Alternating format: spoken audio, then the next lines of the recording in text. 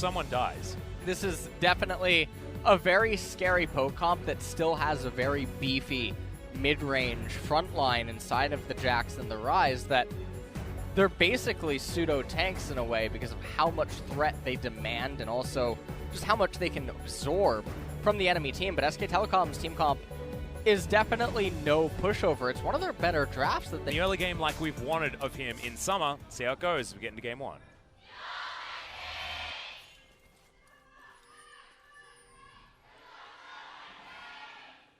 SKT fans definitely in full voice, but Sandbox fans also able to offer some pretty high voices too.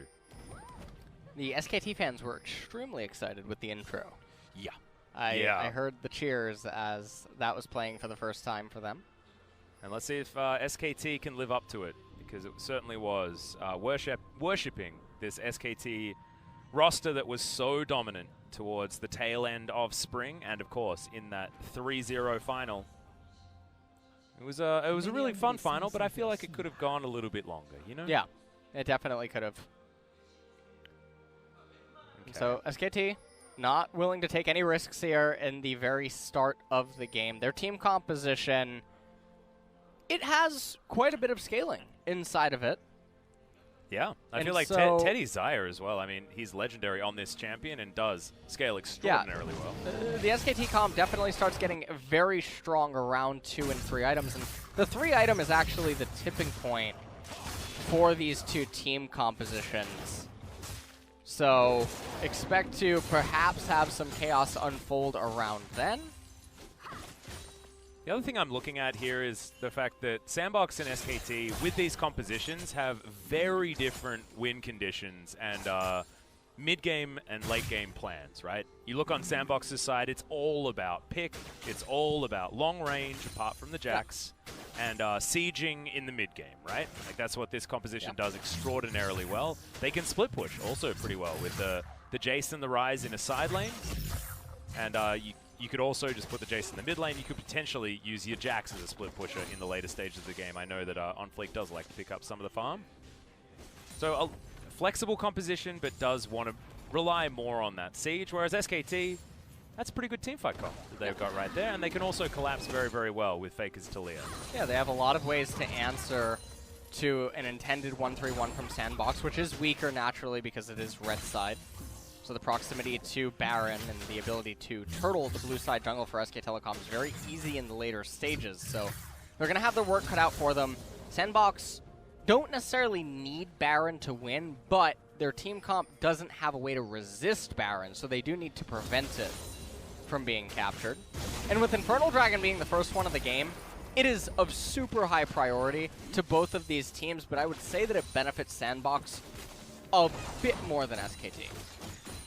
Yeah, I'd agree with you. And also, you could imagine that Sandbox has the higher priority. They're the team that does really like to scuffle early, and they've got a composition that is going to be able to do that. If they can land the right abilities. Both of these teams, though, are going to be playing, I guess, on a similar pace. I'm just looking at where the item spikes and where the power spikes are going to be coming in for both of these sides, and I feel like it is bridged relatively well by a lot of different choices that they have made. And Jax versus the Jarvan in the early game. Is that feeling Jarvan favor to you? I'm trying to work this one out. I haven't seen this matchup for quite some time. I'm not entirely familiar with the matchup. Normally people don't pick Jax jungle in solo queue. I know Jax jungle is very good against Xin Zhao, for instance, but against Jarvan, not so certain about how everything ends up going down, but obviously Jax does scale. He can beat Jarvan in the isolated 1v1, and obviously there's some counter gank and match gank potential for the Jax, so it can put a little bit of pressure on the J4, but they're both serving different purposes inside of this game. Well, let's see where he's going to go as far as items are concerned as well. Looks like it is going to be OnFleek's favorite in the Cinder Hulk Jax. Where he goes after that is the big question mark. He does like to use that, especially now with the Cinder Hulk buffs giving you even more of that jungle clear. He's going to be very, very happy just to be a bit of a counter-strike bot until he has maybe a couple more items. Can really take it to SKT. Top side of the map, Khan and Summit, just gentleman's agreement farming by the looks of things. Faker takes an overload, but has his corrupting potion. And Dove is going to go back to this new preferred start for the Rise to get that extra power, double Sapphire Crystal as well as the boots. On Fleek, still clearing his jungle, moving up towards the top side. Neither jungler going to be looking to try to cheese the dragon out super early. Clid getting a very valuable ward as he begins to path up to top lane. Summit, I don't think he's going to be able to get the crash.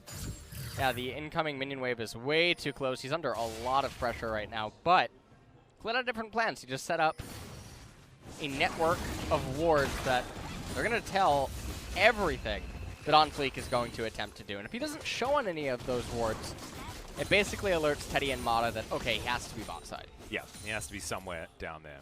Deep Vision is theoretically there for Sandbox on the other side of the map, as Clid's going to get notified of On Fleek's journey here to his own Raptor camp, that Clid's just going to last hit all too easily. That's real bad news here for On Fleek, who is getting bullied a little bit.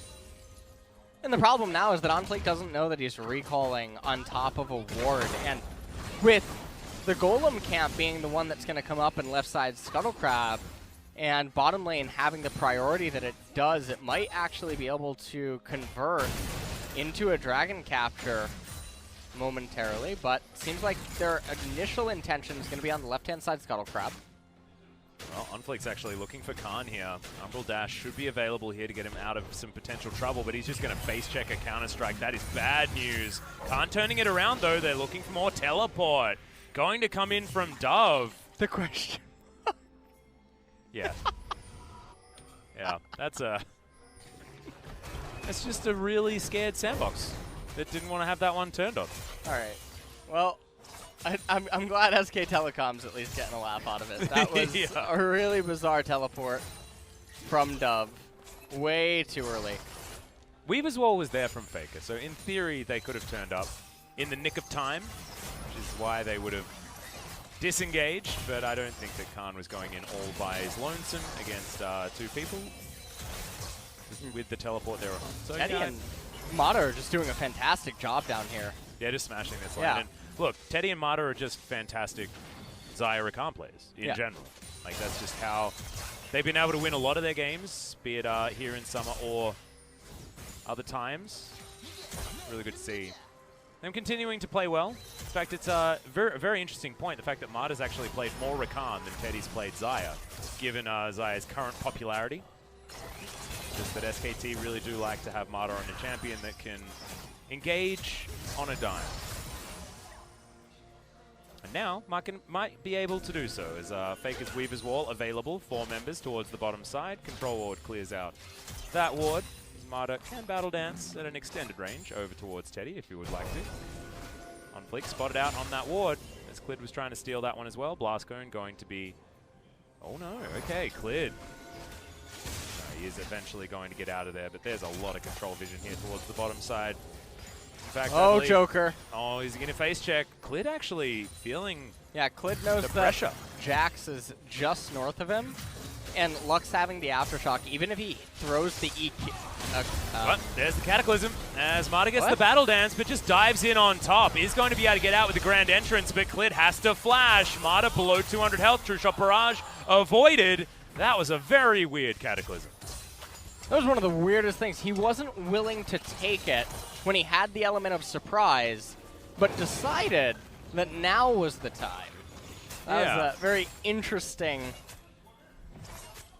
Yeah, interesting. Yeah. We'll go with interesting. Yeah. All right. That's a good way of doing All right. it. I'm slightly perplexed as well. But Sandbox will transition this one into a very easy Infernal Drake. That is the first notable advantage here in this game. 300 gold lead or something like that here for SKT. Well, Jax got 8 AD from the Infernal. I was paying attention. Hey, there we go. Right, it doesn't so even have almost any a long AD boosting items. Exactly. So that Dragon is definitely worth several thousand gold to the Sandbox team comp right now, as currently things are A-okay for them, except in bottom lane. Yeah, that is where the CS deficit is present. That's why SKT does have that slight advantage, like you were talking about. Top side of the map, Khan as well is actually farming very well against a Jace that should have a theoretical advantage, at least somewhat, against this Aatrox as the game begins.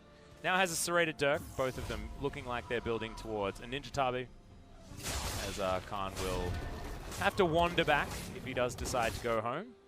Not going to just yet.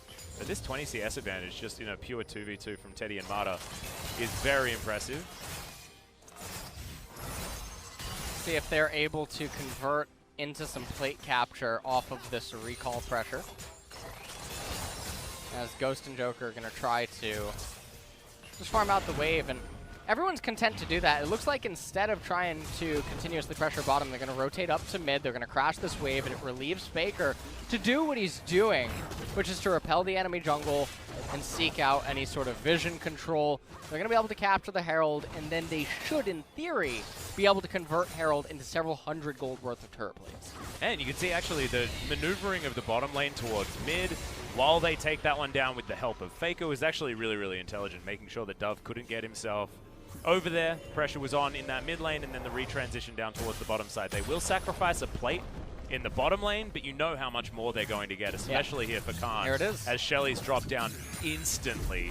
Jace, no teleport, walking back to lane. This could just be the turret going down. OnFleek going to have to give up on his Krug camp in order to come in here and stop Shelly from obliterating the top lane.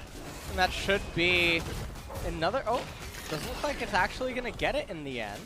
11.5 minutes, so you have a feeling that Khan should be able to push up and take that one out. Item advantage is there for Summit here as Khan wants to go back home. I think a plate went down without gold being given to Khan. Oh, yeah, potentially. Yeah, I think that's a little bit unfortunate. However, he goes back and completes his Black Cleaver, so that's fortunate.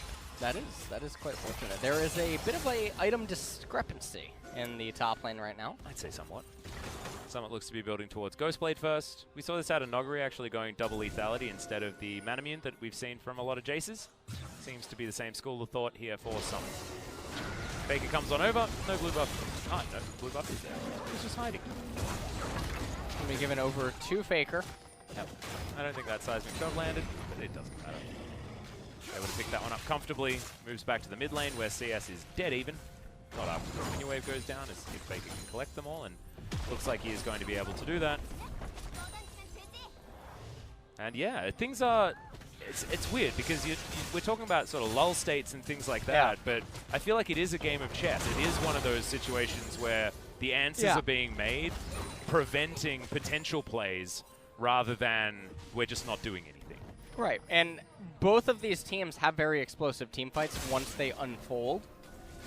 Obviously, SK Telecoms is much more reliant on being together as a unit than Sandbox's is, as they have the gears available to poke, split push, break apart, kite backwards, and whatnot. But as it stands right now, I mean, Sandbox aren't obligated to fight. They have double tier that's ramping up. They're waiting for their items to basically come in. Ezreal has the Iceborne Gauntlet, but with an Open Dragon being the next one coming up in 55 seconds, it's not the highest priority. Quickness already in. He is going to utilize the flash to get the grand entrance, but now they're just going to gank some plates. OnFleek walks over a control ward. Joker down here as well. Click flag and drag if he wants to get out, and he's going to do so. Loosen Singularity. Just to look before Joker walked into that river. Tower plates did go down, but that is a flash used from Mata that Sandbox might be able to utilize. As Summit really struggling here against Khan, but evens out the trade. Yeah. As it concludes. He gets quite a bit of pushback against the Aatrox right there, as it was looking like Khan was going to dominate that entire trade. Yeah. Heads up play of Summit not to just play super defensively. OnFleek walking on another control ward. The amount of money that SKT have spent on control wards is probably more than the gold lead that they have right now, which is only to the tune of about 500. It's still quite a few control wards if you do lock that one down. And the fact that they haven't been able to transition that into anything other than a Rift Herald, as far as the Drakes, the Infernal Drake went down to Sandbox. They look to be taking... Oh! Okay. Light Binding lands. Joker says, well, Final Spark may as well be used, and softens up the SKT bottom lane even more. And with Mata unable to flash anywhere, means that they have to be even more respectful. Faker actually unable to steal away the Raptor. And interestingly, there's quite a level discrepancy in top. I think that Khan is about 11.3. Summit, he is going to farm this entire wave. So I'm not sure where Khan is standing right now, perhaps just on the cusp of level 12. Well, Ghost and Joker find Clid. He does clear out the control ward. That's going to be fine. Joker replaces his bottom side. Ghost and Joker are actually feeling pretty comfortable right now. Joker with his flash back available again.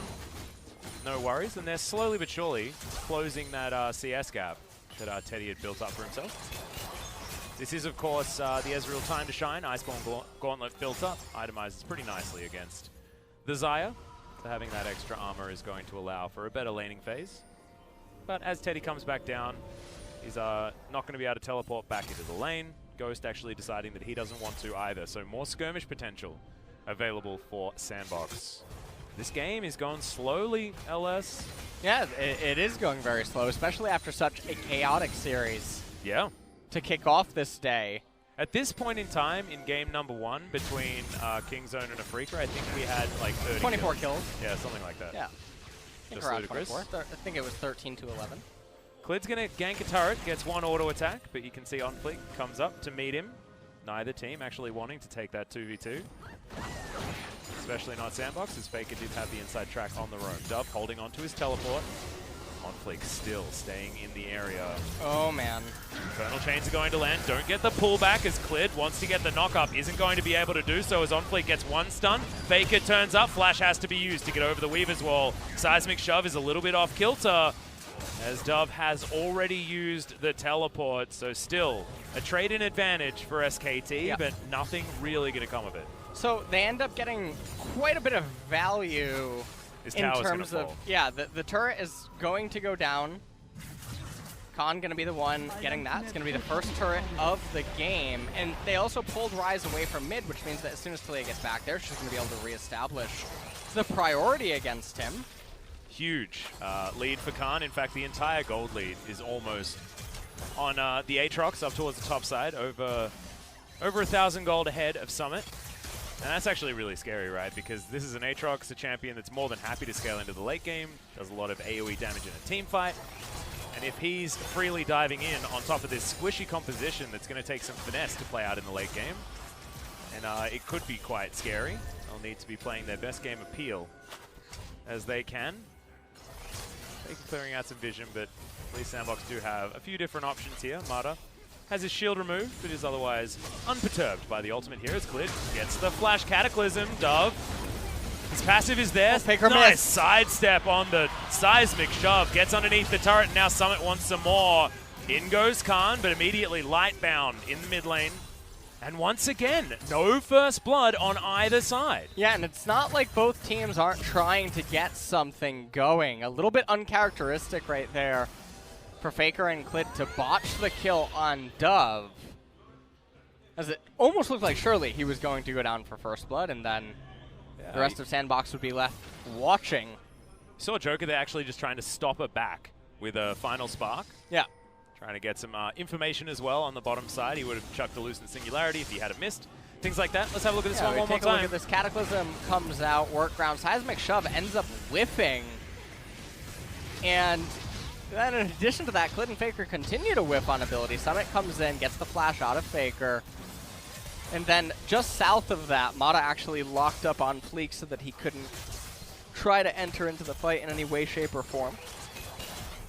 Well, now you can see this tower on the bottom side is about to fall down. Just shows the Ghost is ahead by quite a bit. When it comes to the gold, there's only a Ninja Tabi completion as well as that dagger for Teddy. Manamune almost done for Ghost as he throws out the True Shot Barrage, just finds a minion wave, as most of our Ezreals are wont to do.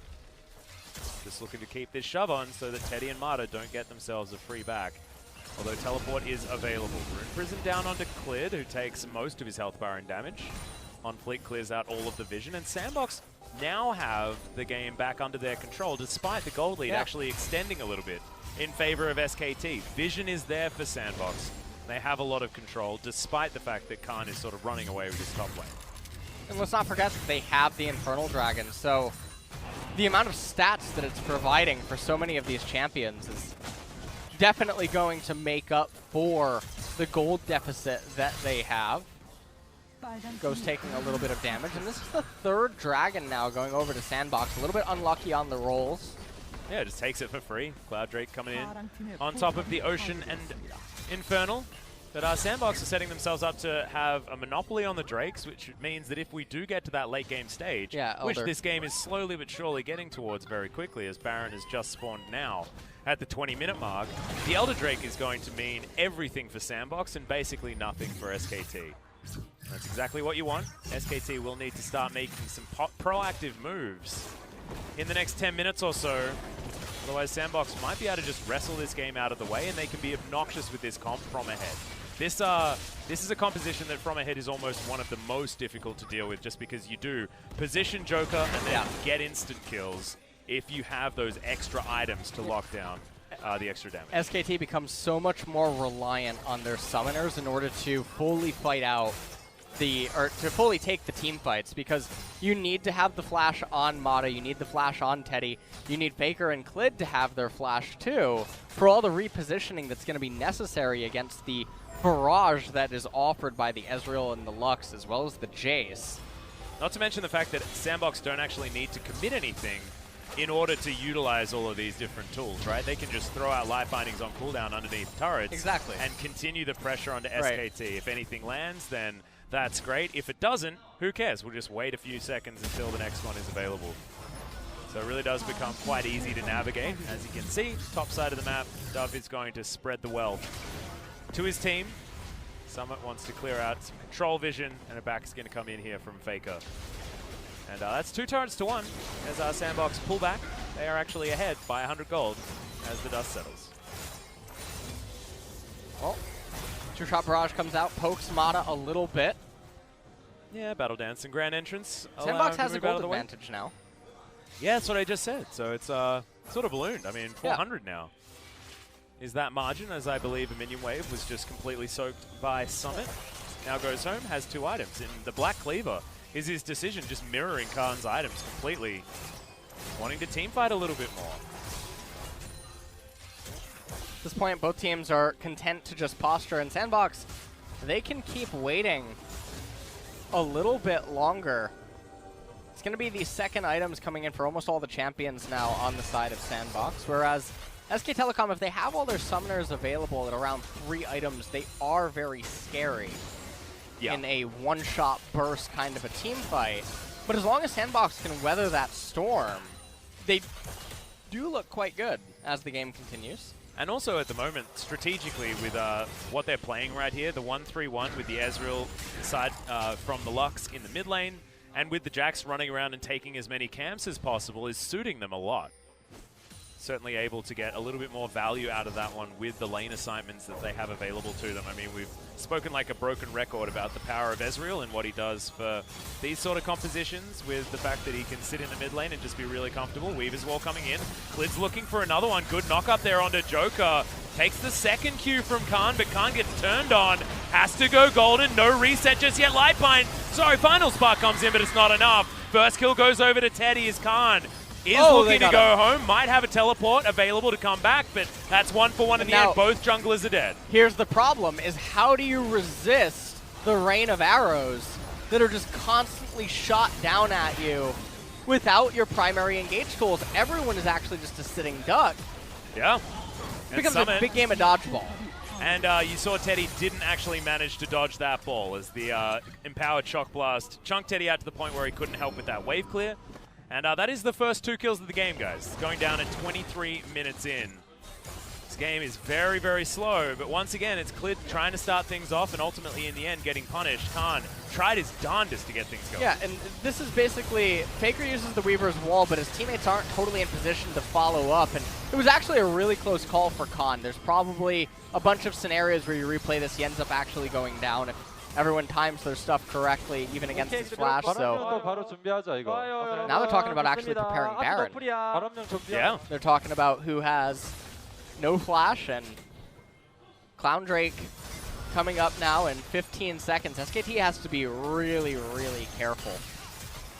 Well, life binding landed, but no follow-up just yet. On Fleek, standing on top of a ward as Sandbox clear out the mid minion wave. Bottom lane is occupied by Summit. And SKT looking to fight for this Cloud Drake, but I don't know whether it's even necessary here as Marta has to go back. He's below half health. Sandbox will walk over and get their 4th. This is, I think, what a lot of SKT fans have been fearing moving into this series is just too slow. And Sandbox are also not playing quickly, but they understand that if the slow game continues to get played, they've got the Muramana, they've got the Seraph's completion, they've got a lot of tools, and OnFleek will be a legitimate carry himself as that Trinity Force is the next item to come in. So that is not too far away. Still really unfortunate Drake rolls for Sandbox as a 3rd Cloud Dragon will be coming up next. So really unlucky if they don't roll the next Infernal. Yeah, they do have one of them, but I see your point. I like 3 Cloud Drakes. I think the extra movement speed is actually becomes pretty silly. Yeah, it 3. is. At 3 it is really silly, and I guess it definitely can help with the repositioning. Yeah, with this composition that does want to be standing at range and poking you out and trying to hit these skill shots that they can weave, certainly will stop SKTs more. I'm going to all-in you as many times as we can composition. So, at this stage of the game, 3rd items are now coming in for some of the members of SKT, and once they have all of their abilities, I feel like they're going to have one shot, one opportunity. There's the synergy. There it is. SKT have no control over this Baron, though. Sandbox moving on in. Loosen Singularity lands. Nice W there from Ghost, weaving it over the wall, but Clid's not going to have that one procced on him. Khan moving towards the bottom side. Teleport available, no flash, just to note. Interestingly enough, Ezreal actually opted for Blade of the Ruin King as his 3rd item instead of the Luden's Echo. That's basically showcasing that he wants the sustain and he wants the ability to have even more peel to just not be held down, because he must already acknowledge that if SKT can't pin me down in one go, I can just take over a team fight. I can heal all the way back up. And with Lux's shields and stuff, it's way too much of a nuisance. You don't need the extra damage from Ludens. I also think that if they're going to use Summit in a side lane, they'll have they'll have almost 100% magic damage if he does go for that more hybrid build out of the Ezreal. I think focusing on the AD side of Ezreal's kit is smarter when you've got a Lux who does a decent amount of damage in her own right and Dove on the rise. So we'll be making the opposition build magic resist and therefore get the most bang out of your buck. No pun intended. Bleak waiting around here. Trinity Force completed. 2 items are pretty powerful as Joker. The Lux has been impressing me. Yeah. This is a guy that played basically 3 champions in the spring season, and none of them were Lux. Oh, man. Okay, Blue Trinket is well-timed as Sandbox are looking to turn, most likely. They just want to bring SKT to them. Clid, is he going to start another weird fight? This has been the downfall of many teams. Okay, Weaver's Wall to bring Faker in, but the Baron does fall down. Flash immediately from Summit, but he's over the Weaver's Wall. Cataclysm actually is what gets them out of there as the Jarvan is going to fall immediately. Teddy with the Blade Caller. Gigantic play into the backline as Khan now has the reset on the World Ender, and SKT dive on top of Sandbox. Better late than never when it comes to the engage. And so they managed to bring down some of the members on the side of Sandbox, primarily the 2 split pushers, the Jace and the Rise, which is really big for removing their Baron. But nonetheless, Baron does go over to Sandbox, and that did come at a cost. They lost a lot of summoners. We talked about before, they need their summoners against the Sandbox team composition. We take another quick look at the replay. Clid trying to come in here. Mata a little bit off time. They do manage to get in the end. Summit goes over the edge on the left-hand side. Eventually, Xayah goes into stopwatch. Final Spark timed a little bit prematurely, but it didn't matter. Khan doing some nice moves into the backline of Sandbox. He managed to get a couple of kills before being held down by that final light binding. In the end, it was better than nothing for SKT, but Sandbox still come out with a big lead. They do. You can see it's only 37 gold, the Baron power play, but still with 2 minutes on 3 members of this Sandbox squad. And if this team has a Baron, they're gods, right? This is the Jace, this is the Ezreal, this is the Lux. These are Siege champions anyway, and with a Baron buff, it becomes ungodly. So whether SKT can force more fights against the 3 members that do have the Baron is going to be the question. At least we do have Teddy with some pretty big items. Last Whisper is done, as well as the first 3 items that you would want on your Xayah. one of them being that Infinity Edge. So a bunch of money. Didn't even die in that last fight, so still holds on to that 400 gold bounty on top of his head as he's been farming way more than Ghost has. On Fleet gonna get knocked up as there's the seismic shove we've been waiting for. Faker throws out another one, but On Fleet gets out with his flash. Now, fights on other fronts. Faker looking for even more as the Weaver's Wall was jumped off of, and Sandbox just seem to have more members on the map right now. Ghost is making sure Teddy can't even get over towards his own inner turret. And the W is going to explode. That's going to be another tower falling down at the same time as that top lane inner as well. And SKT are going to take a Cloud Drake. No. You didn't want to take that Cloud Drake if you're SK Telecom. Ask yourselves, what's the percentage chance increase that Cloud Dragon's going to do when they're totally on the defensive? And it accelerates the Elder Drake. Elder's coming now. Why did you take it? They maybe were trying to force another Drake, but they were too slow. In the meantime, this tower is just going to fall down. You can see the siege potential of these 3 members of Sandbox. Okay, in goes Cleared. It's another Cataclysm, but I think it's cataclysmic for SKT. He's going to go down for nothing. And now SKT, I don't think they can actually defend this inhibitor. Sandbox have played so slow and steady, so against their normal play style, but SKT have had absolutely no answer to it. Yeah, they're getting... they're being downloaded right now is what's happening. Yeah. Across the map. That reminds me of Infiltration, famous Korean Street Fighter player. That's what I was thinking of. I know you're a Street Fighter fan. Yeah. I had to weave that in there. Also an Infiltration fan. He was at our local, I think it was about a year ago. Yeah, he's a really, really lovely guy. As we're going to go back to the game now. On Flake's going to clear out a control ward inside the enemy base, and that's what you can do when you're a Trinity Force Jax who's about to complete a Guardian Angel. I'm really glad that SK Telecom did Sandbox a favor. They knew that they just wanted to go next fast, so they caused the Elder Dragon to be spawning. Yeah, I mean, I think it must have been a mistake trying to push another one out, but they were just like a few seconds too late, maybe? I don't know. It just seemed like a really weird idea. They were taking it at 30, 40-ish, I believe. Maybe I'm wrong there, but... Well, actually, yesterday, Papa and I were talking about this as well. We mentioned you when we were having the discussion. Just there was another Drake that was taken, and I asked Papa whether or not this was intentional, and it was another mistake. Like, probably shouldn't have grabbed it and forced an extra one before the Elder Drake because you want to be accelerating the game was the case at that time. This time around, it's forcing an Elder Drake against an opposition with 4 Drakes that say thank you very much. Right.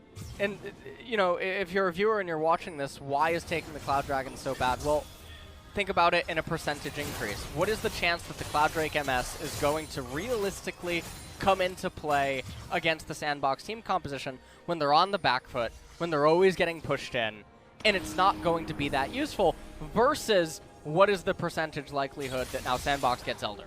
Well, I mean, the thing is, as well, is in 2.5 minutes from now, SKT will have an impossible choice to make. Yeah.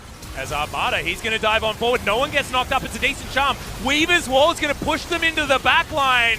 That's going to be GA popped immediately, but Sandbox just have way too much to go on. Ghost is alive in the back line. Somehow is Teddy against the world. It's been the case so many different times. Realm Warp, though, is going to close the distance. Everyone trying to kill Teddy. He survives for so long, and now Sandbox will have to go back to try and find themselves a Baron.